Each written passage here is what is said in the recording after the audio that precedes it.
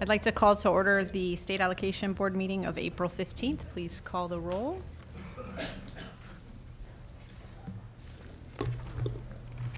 Senator Hancock, Senator Liu, Senator Fuller, Assemblymember Nazarian, Assemblymember Bonilla, Assemblymember Chavez, Here. Esteban Almanza, Here. Nick Schweizer, Here. Cesar Diaz, Here. Irina Ortega. Here. We have a quorum. Thank you. We are going to, as per usual, jump around the agenda, and we're going to go to the action item, item number 12, so that Senator Bell can participate in that item. So I will ask staff to make the presentation on item number 12. Thank you. Good evening. I'm Brian LePask with the Office of Public School Construction. This is the Los Gatos Union action item. In 2009, the district began to evaluate aging buildings at Lexington Elementary School and discovered various geological hazards along with some structural issues in their buildings related to if there was a seismic event, the buildings would be rendered unsafe at that point. They also found that there was some domestic water supply issues being insufficient for fire suppression. In looking at this project to see if it would fit into the seismic mitigation program, it met many of the requirements of the program. However, one of the statutory requirements of the seismic mitigation program is that the buildings are Category 2 buildings. This campus had only one small portion of one building that was Category 2. The rest of the buildings were not Category 2. For that reason, we were unable to get the project through the seismic program. So we're asking the board to take a look at it from the lens of the Facility Hardship Program, which is a health and safety program. And it meets most of the requirements of that program. However, there's a few things that are lacking. And so in order to kind of get there, we're asking the board to make a finding that the existing geological and structural issues are existing or imminent, are present at the site, and that mitigation of those issues would mean full replacement of the school site. If the board is to make those findings, then we would be able to fund the project under the Facility Hardship Program. And just as a point of reference for the board, this is fairly similar to a project heard in February of 2011 for the Morongo School District, in which the Morongo District was approved for a facility hardship with similar seismic issues. And I can answer any questions you have. Thank you. Are there any questions at this time? Seeing none, Senator Bell. Thank you, members. And, there we go. I'm not used to assembly. At least I won't be for a while, right? I have to come here pretty soon. Good afternoon, Chair and members. I'm going to be brief. This is a project that I'm here to speak in strong support. It's the Lexington Elementary School's Facility Hardship Application. Lexington School is located in the Santa Cruz Hills in my Senate District 15.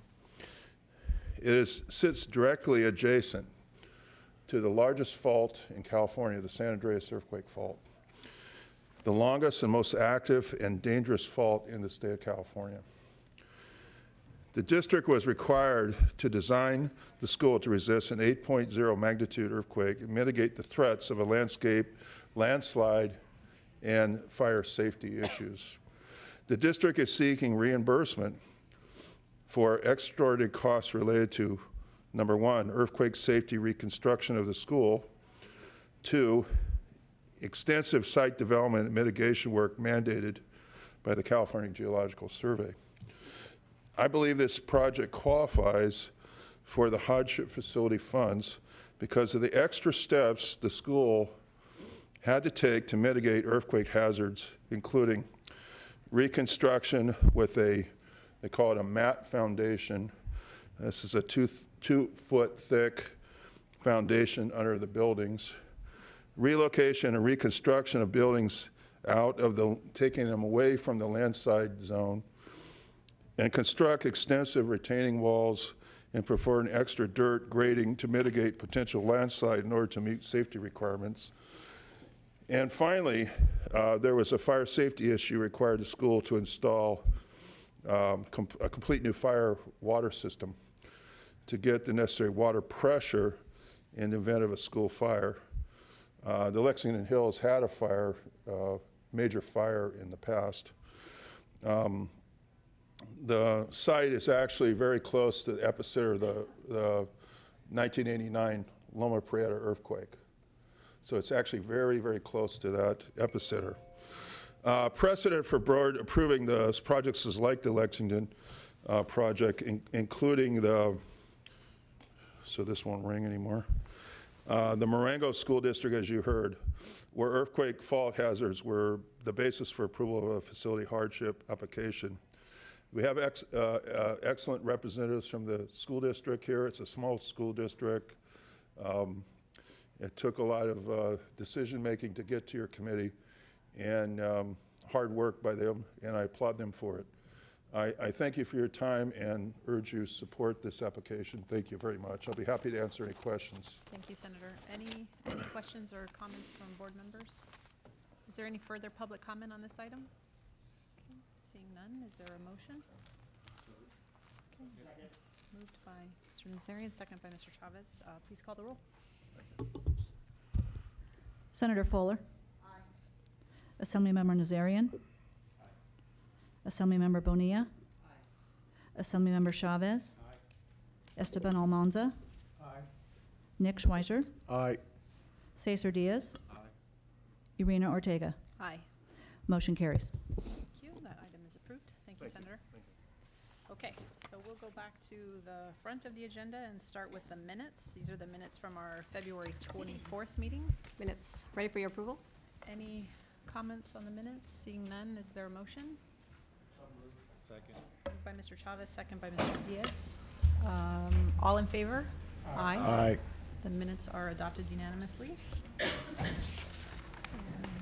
next, Lisa. Yeah, Executive Officer Statement. We'll make it brief. Just wanted to advise the board in the consent agenda. The Treasurer's Office had a bond sale related to this program, and with that, 41 projects will be part of the consent agenda and will receive the $113.6 million.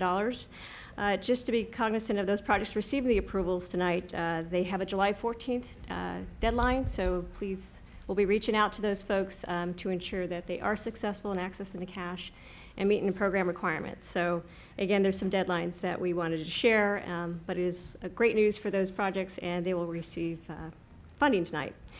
Also, just to highlight that their next priority funding filing round opens up come May 13th, and that wraps up June 11th.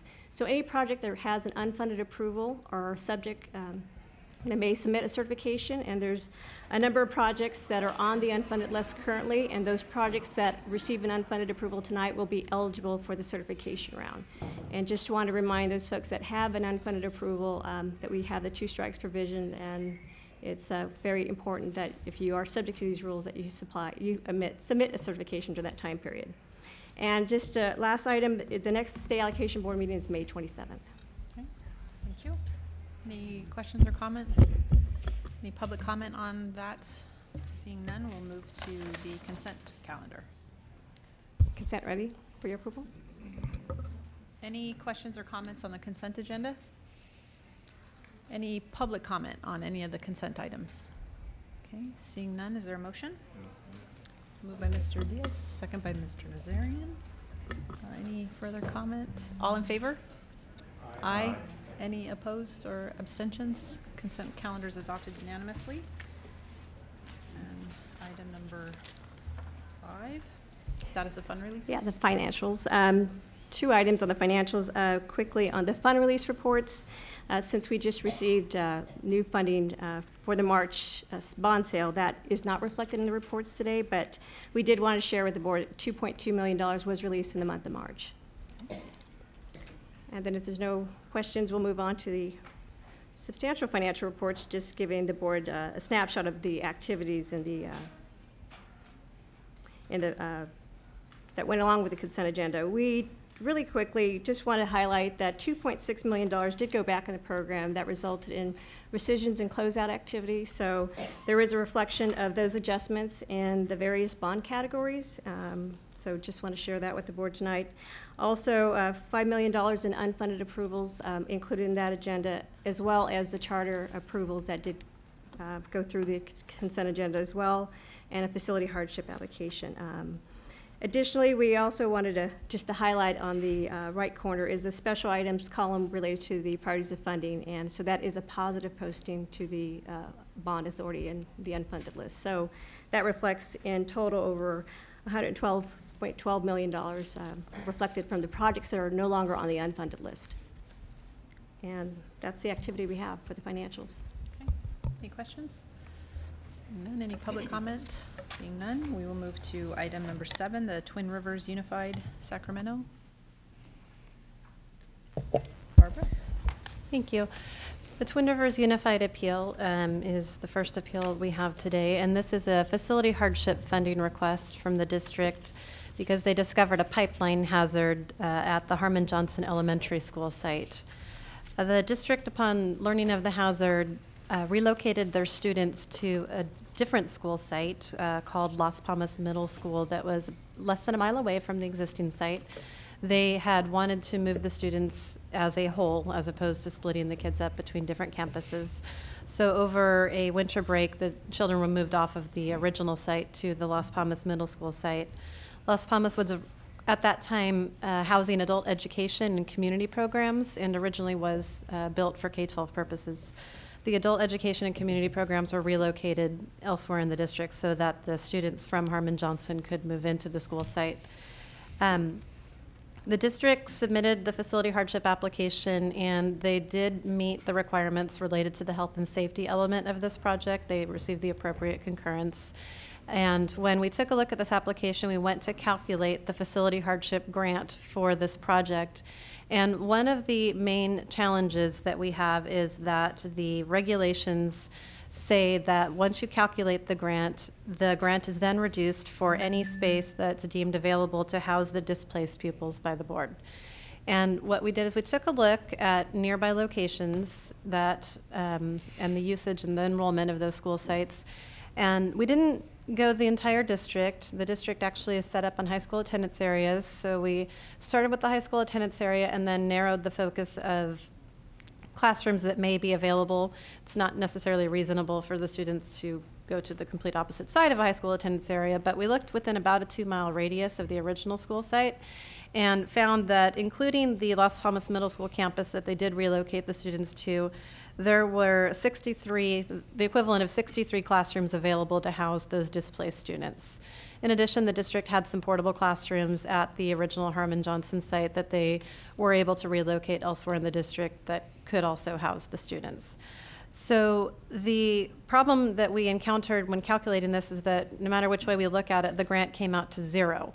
So administratively, we returned this application because we couldn't come up with a way to calculate any dollars for it because there was space available to house these students.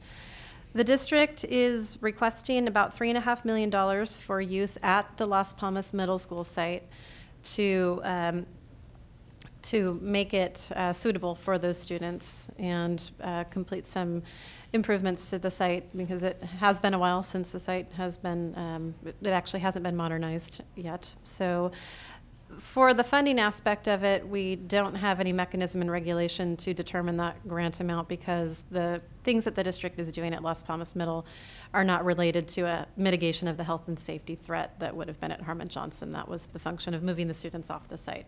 So while it appears that there were definitely some good local decisions made in making use of the existing school sites that they had available, unfortunately that doesn't result in any grant funding for the school district. So we've administratively denied this request, and I'd be happy to answer any other questions if the board has any. Are there any questions of Barbara? Otherwise, we can move to the folks from Twin Rivers. Okay, go ahead. Good afternoon, board members. I appreciate you hearing our appeal. I'm going to let my Deputy Superintendent, Bill McGuire, talk about the specifics of the appeal, and then I'll come back later and provide some critical information regarding our district and socioeconomics and background around this appeal. Well, thank you, and we really want to thank the OPSC staff for the hard work that they've been on this for a year. They've worked with us to find ways in which it could be funded, and we were not able to fit it into the boxes that would allow us to be funded. There is a story here, though, that about the things that the district did and why they did it that we can't forget. And in the very beginning is that Harmon Johnson School was located next to 22 miles of high-pressure gas lines that was discovered immediately following the San Bruno fire that we know PG&E just paid $1 billion for. The decision to declare the school a hazard has been, the original site to be a hazard has been, I guess, justified or approved by UC Davis as well as a third party that it was a danger to kids, and that the school did the right thing back in 2010. It's just been so long ago by closing the school. And that at that point, never would a school be able to be built there again because PG&E put the gas lines in. So we were never going to be able to do that. At that time, had the district done everything according to the rules, would have been, what we would have said is we're gonna open a new site, we're gonna build a new site, we're gonna be eligible for $7 million. And quite frankly, should have built a brand new site. But because of the time in which it was done, remember this was in November they decided it, they closed the school in December and opened at the new school in January of 2011. So they were able to quickly move all the students into one location, thereby saving the state and the district money by using a school that had been closed. Unfortunately, it was a middle school, not a elementary school, so significant improvements needed to be made. So in that decision, also, the district filed several applications, but never got them through the process. Had that happened way back when, it would have been a different story. The next thing that happened, unfortunately, is the district then tore down the remaining buildings at the site, which then made it not fit into the boxes. The district did each thing right, but didn't get its act together to be able to file the applications as they needed to be filed, which then left us with this hole about we don't have a building anymore because we did the right thing and tore it down 2.5 years after we vacated it in an area of blight and poverty in which it needed to be torn down. And then the other issue that is a main concern is that there's other spaces available within the school site and within the area to move students. We had 400 students of the most intense poverty that we have in California, almost 98% free and reduced. And the decision to move them as a whole group was an educational decision rather than splitting them up and moving attendance boundaries into 5 different schools and dividing up families into making that work, because you can't just take 400 kids and move them to one school. You got to split them out all over everywhere. So if you look at the regulations, 100% the staff has the right recommendation. We don't fit in the boxes. But what's really important is nobody will fit in these boxes. Nobody else is on the list to be funded because of the issues with PG&E and underground storage facilities, once again, that they just paid $1 billion fine for. And so while it doesn't fit, the reasons that it were done in hindsight 2020, you can see. The problem is we're 5 years later. We're new to the district. We're picking up the pieces. And when I look at it from a pure logistical standpoint, they did everything right except file the application on time. And so we really need to step back and look at this as if it were 2 or 3 years ago when you make your determination. Dr. Martinez has some insight about what it really means to the families of Harmon Johnson II and what would happen from an educational standpoint had we followed the standard protocol. Thank you, Mr. McGuire. And excuse me, my name is Steve Martinez. I'm the superintendent, Twin Rivers Unified School District. And like Mr. McGuire said, we're new to the district. I've been here a little bit over 1.5 years, so I inherited some of these issues that were ongoing prior to my arriving at the district. And Mr. McGuire has been here for over 1 year now. As you know, our district is 98% free and reduced lunch. Very high poverty, multiple languages. The school that we're talking about is high EL kids. So when you think about from a cultural perspective and you think about what family means, and you think about the messaging that we would send out to the community by separating kids and putting them throughout the district, it would have had a tremendous impact on not only the families, but the students themselves. And then coupled with being midway through the year and having a new teacher and having the teacher have to learn the students and having the students have to learn the kids, you can imagine the impact that would already have on the educational program of our kids. So from the standpoint that our kids already come to our school with multiple issues of trying to play catch up, language barriers, economic factors, moving in throughout the school district with flat would have been definitely the wrong thing to do. Putting them together at Harmon Johnson was absolutely the right thing to do by kids. And I do understand that sometimes things don't fit in the box. And I do understand that having space somewhere else may have been an option, but breaking up families and breaking up kids from their teachers would have had a greater impact, especially in the elementary level, as we all know how critical grades K through 3 are. So I appreciate you hearing the appeal. These dollars will be made to bring up to par a kitchen that we're unable to use at this moment. So we've already put in, we put in and invested $3.5 million into this school already. And with your help, we'll be able to do another $3.5 million. But our kids deserve this. When you think about the most neediest kids in California, these are the kids that we're talking about, and they deserve a high-quality education. So thank you for your time. Thank you, Dr. Martinez. Mr. McGuire, are there any questions, comments from members? Senator Hancock? I don't really have questions, but I do think the district did the right thing and that we should grant, I don't know if it's an appeal or making a new box or whatever the appropriate motion would be. Okay, thank you. I'd like to just state that the applicable regulation here is 1859.82, which is facility hardship, which does require that any grants that the district qualifies will be reduced by excess classrooms. So in this case, there's the unmet need issue. There's no unmet need for the district. Right. And Barbara, can I ask you to clarify the point about if whether or not the school would have been eligible for a new construction project? Right, so we would have still faced the issue of having excess capacity, even if they had decided to go down the path of replacing the school versus going to Las Palmas Middle. It still would come down to whatever grant they were eligible for would be offset by those available classrooms. And as to the timing of the application also, if I could provide a little more clarity on that. The timing of the facility hardship application, not really an issue either, because when we look at it, we go back to the enrollment at the time that the students were displaced. So we're looking at the enrollment from back then, although it hasn't substantially increased over the past couple of years either.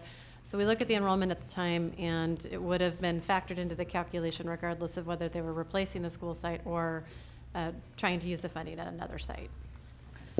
So I think, Senator Hancock, I think your motion would need to be that the action you're recommending is to approve determining the facility hardship despite the fact that there was not an unmet need, which would have been required by the staff in order to grant it originally. So Okay. that would be I think That just would- so we clarify what the motion would be is that we would be setting aside the requirement that there not be space available somewhere else. Thank you. So moved. Nick, did you have a comment? Yeah, well, actually, a question. If the district could just talk a little bit more about the improvements that are required at the middle school, would be helpful to me.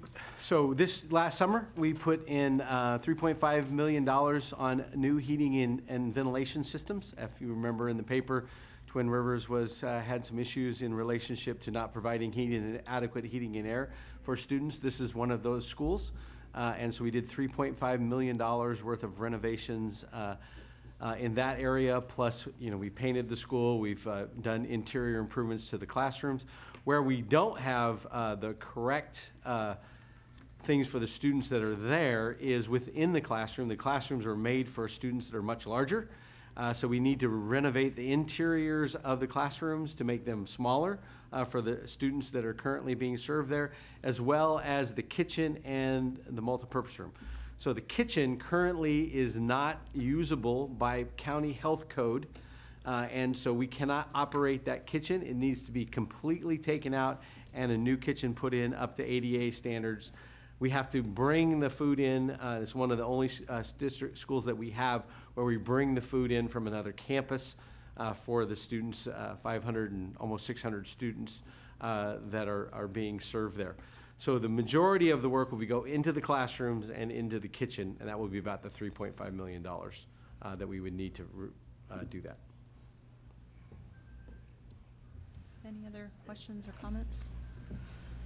Okay, we had a second by Mr. Diaz. I want to say, for me, I find the situation that you found the school in very sympathetic. I think what weighs on me if I were to approve the appeal is that with diminishing facility hardship funds available, we may have another project or another school coming that doesn't have any capacity, that has no ability to move to a school that wasn't being used. So for those reasons, I won't be able to support the appeal today.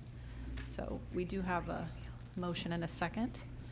Go ahead and call the roll if there's no further questions or comments. Any other public comment on this before we call the roll? Okay, seeing none. Go ahead. Senator Hancock? Aye. Senator Liu? Aye. Senator Fuller? Assemblymember Nazarian? Assemblymember Bonilla? Assemblymember Chavez? Esteban Almanza? No. Nick Schweizer? Aye. Cesar Diaz? Irina Ortega? No. So Motion carries. motion carries. Thank you very much. Thank you. Members, quickly, I've been asked by council to return to item 12, which we previously adopted, to clarify the motion that was made. So Lisa or Sam, do you have the notes on who made the motion on item number 12?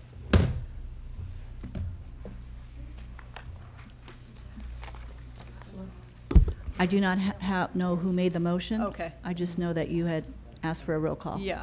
Yeah. So the issue on item 12 is that the motion, do you have, that perhaps was not clear enough that it was a motion to determine the facility hardship and that therefore allow the grant to go forward. And so I just want to make sure that the maker of the motion and the seconder and those who voted understand that that's the motion that was made. I think we talked about it in terms of approving the item, but there wasn't an actual item. It was determining a facility hardship. So is everyone, for the record, in agreement that that's what they voted on in item 12? Yes. Okay. So I think council will be more comfortable that the record can reflect that action. Okay. Thank you. That takes us to item 8. This is the Los Angeles Unified appeal.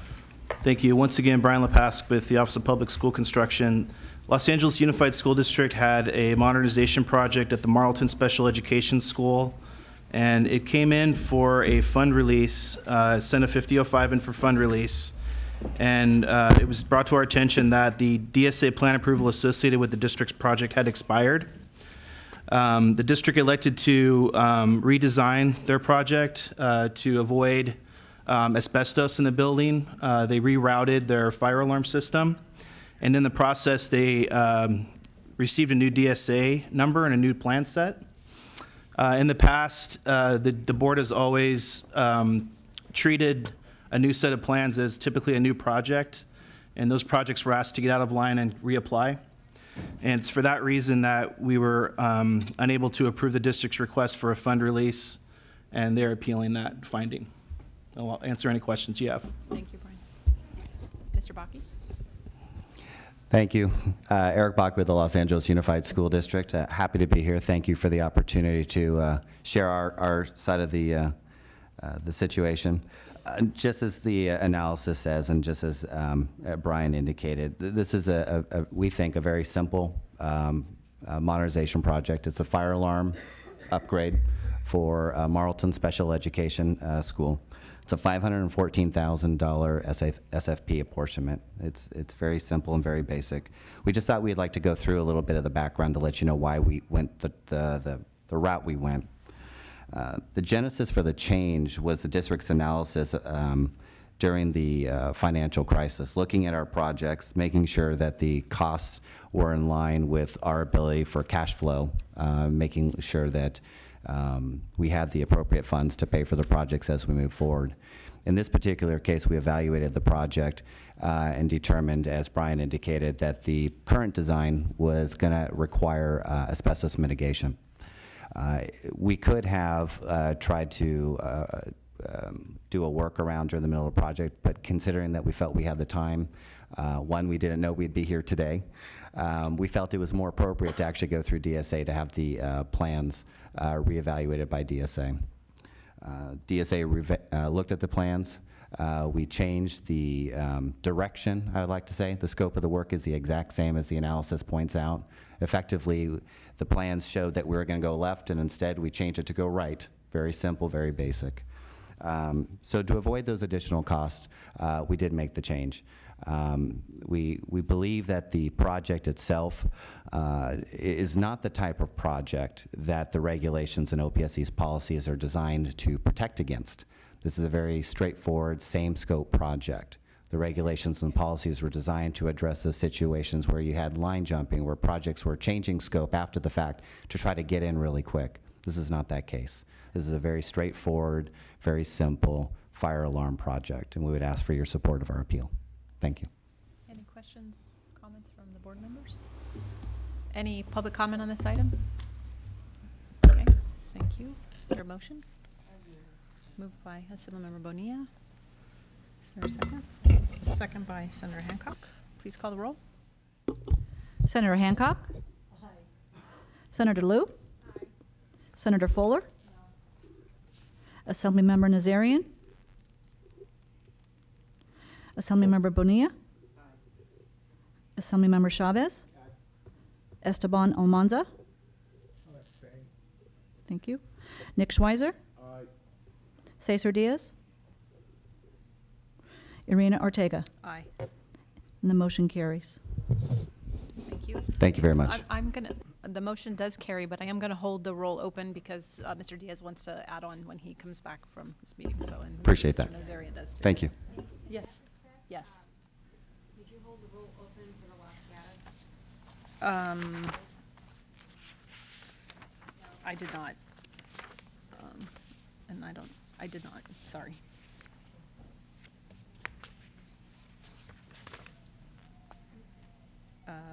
Let's see, we will move to item, what are we on, 9? Thank you. Brian LePasco, PSC. This is Hesperia Unified. It's a Pathways to College Charter School project. And this is a change of scope request that, as staff to the board, we're required to bring forward to the board to make to their attention. Essentially, the only change in this set of plans was the district is changing permanent construction to modular for cost savings.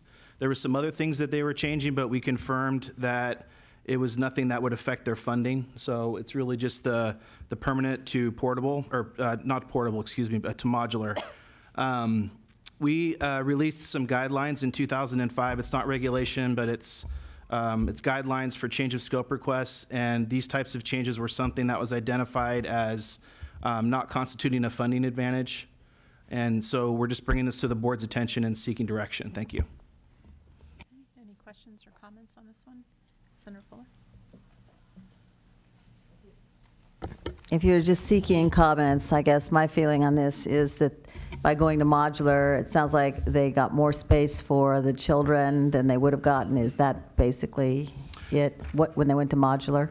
We didn't see any more square footage. It's just the type of construction. They achieved cost savings this way, and there were some other things they did with their off-site development that also resulted in some cost savings. Okay, so did their cost savings give them additional facilities for children? No, no. It was the same exact scope of work except for the type of construction.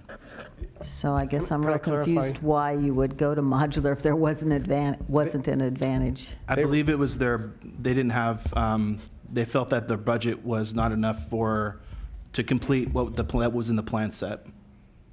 Bill, Oh, so they fell short of money on the original plan, but they were able to using modular to build the original plan, but with a modular building? Yes.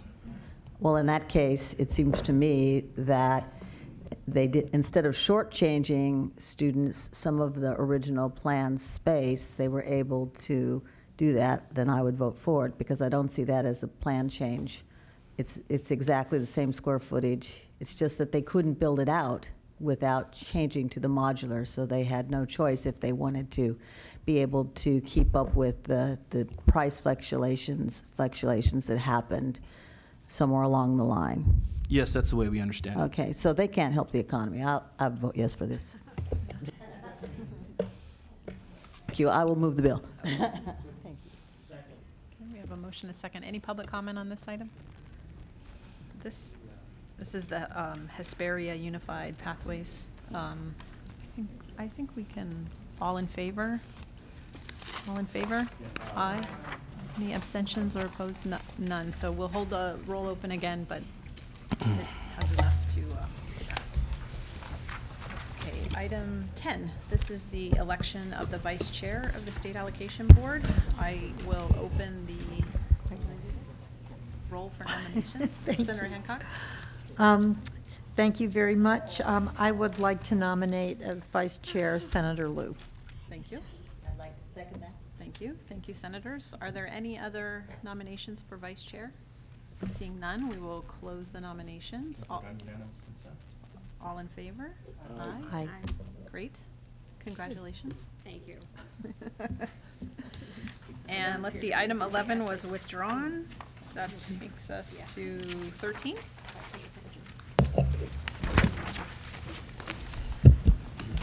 So this item is something that you would typically see in your consent agenda. This is the annual adjustment to the school facility program grants based on the change in construction costs.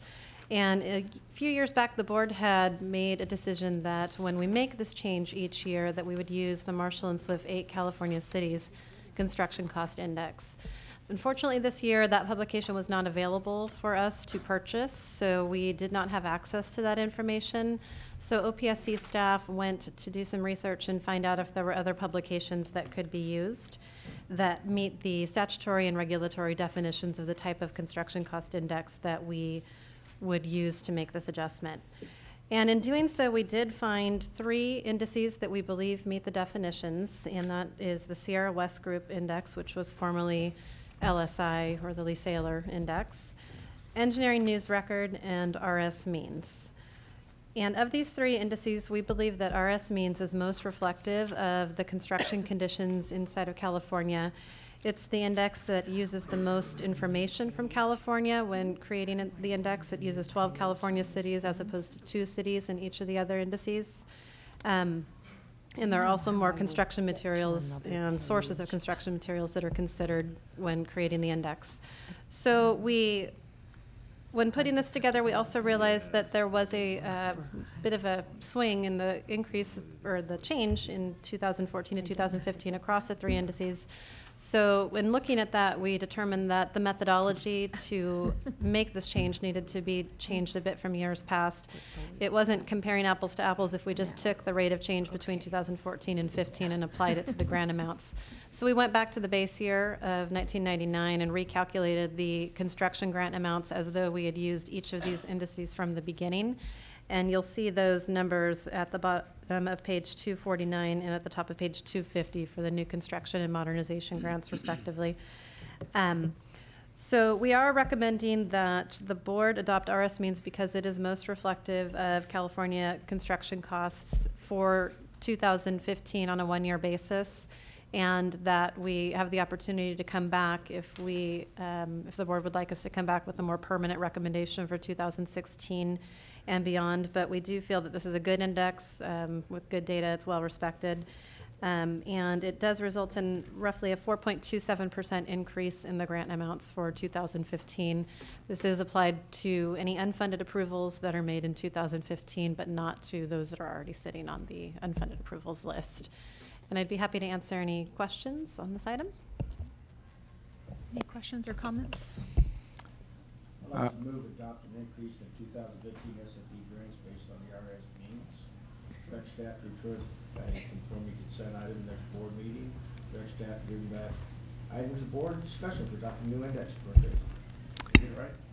Okay, in regard to the recommendations, on recommendation 2, if we directed OPSC to post all the adjusted grants on the website as soon as possible, it wouldn't be necessary to bring it back to the board, would it?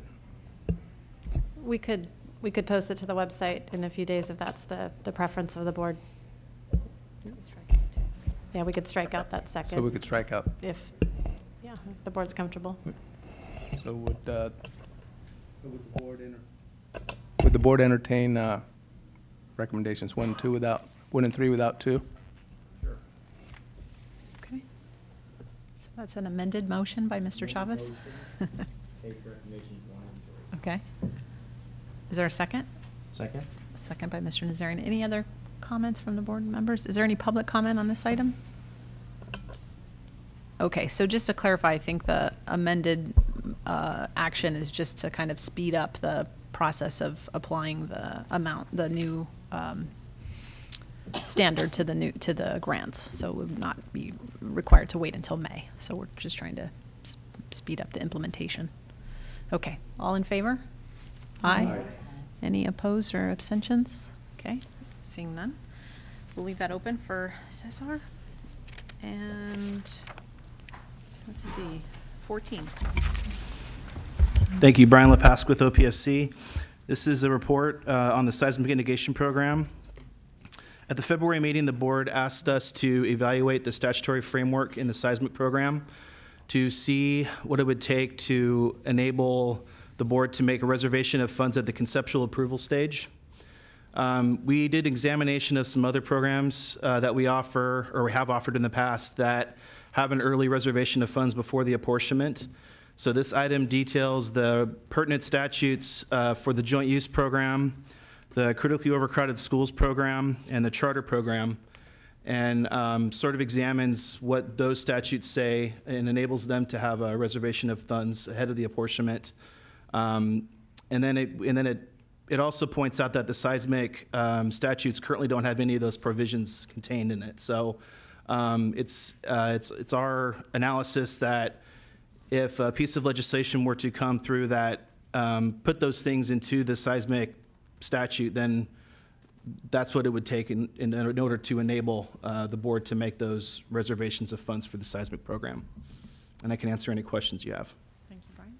This is not an action item. Senator Hancock, do you have a question? No, I know that it's not an action item, and I was going to move that we accept the report.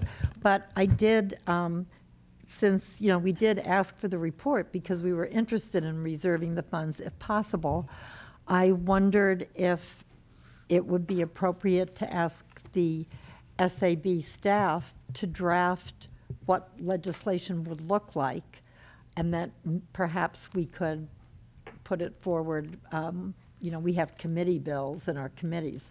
That might not be possible, but we might be able to put forward a piece of legislation that would allow us to do that. Again, it's technical writing, I think, of including in the seismic program what we've already included in a number of the other programs.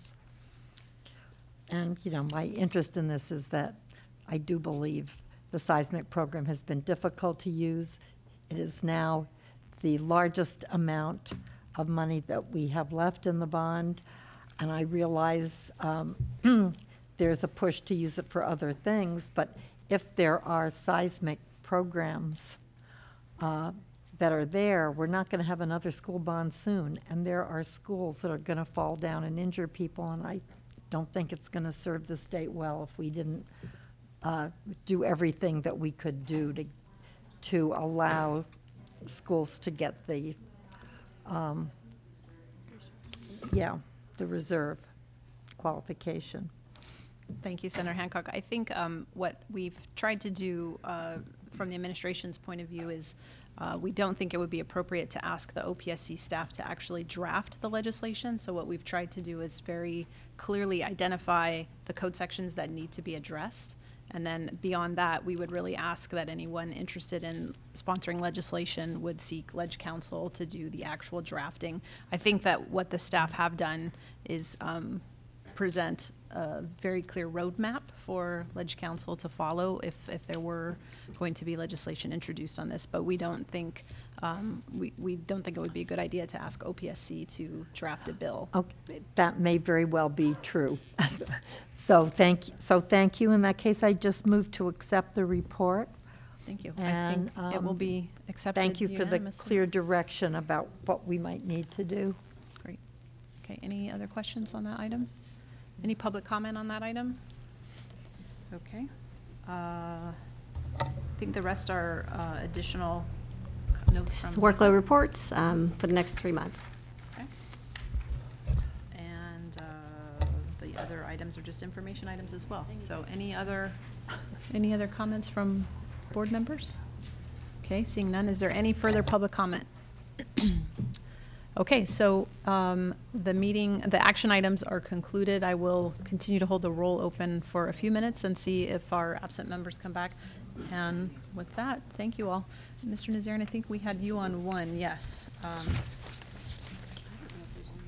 Item 8, yes, the LA Unified.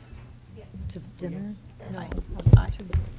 Assemblymember Nazarian, how do you vote on Los Angeles Unified? Yes. Thank you. Okay. I think that's the only one. In education. Thank you. Can I have to go figure out what I'm going to do in my budget hearing tomorrow. Chairing 2 committees is hard. It's hard. Because you've got to prepare both in time. I mean, to make sure you know the bills and have your strategies lined up. Yeah, all right, thanks. Better you than anybody else. Did you have fun today at your hearing? Coming soon to a committee near you, maybe.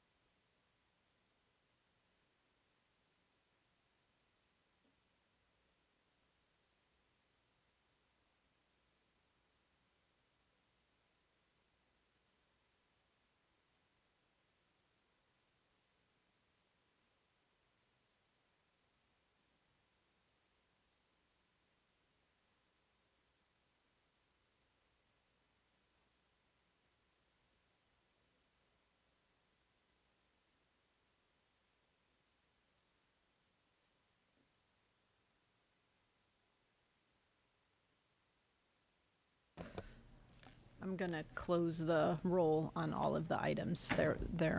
They would all have passed, so they will all be closed. And without any further public comment, we will be adjourned. Thank you.